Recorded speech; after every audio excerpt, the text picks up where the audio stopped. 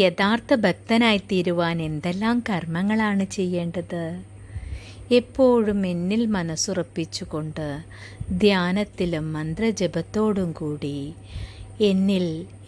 എന്നിലെപ്പോഴും ശ്രദ്ധ പതിപ്പിച്ചുകൊണ്ട് ജീവിക്കുക.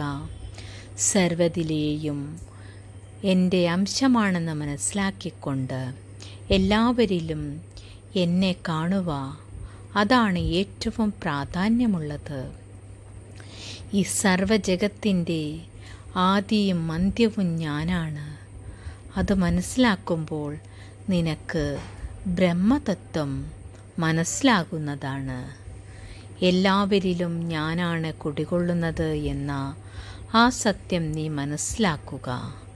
അതുവഴി മാത്രമേ നിനക്ക് ഒരു ഉത്തമ ഭക്തനായി തീരുവാൻ സാധിക്കുകയുള്ളൂ. ഉത്തമ ഭക്തന് മാത്രമേ കാലക്രമേണ ഈ സംസാര സാഗരത്തിൽ നിന്നും രക്ഷ നേടുവാൻ സാധിക്കുകയുള്ളൂ.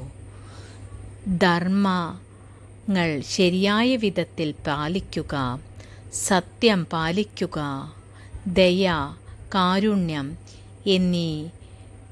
എന്നിവ ശരിയായ വിധത്തിൽ നടത്തുക തുടങ്ങിയവയാണ് ഉത്തമനായ ഒരു ഭക്തൻ ചെയ്യേണ്ടത്.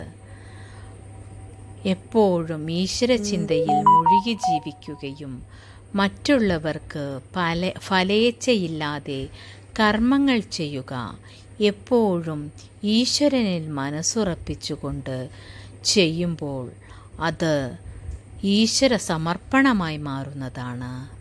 യഥാർത്ഥ സമർപ്പണമാണ് ഭക്തി എന്നാൽ. അങ്ങനെയുള്ള ഭക്തനായി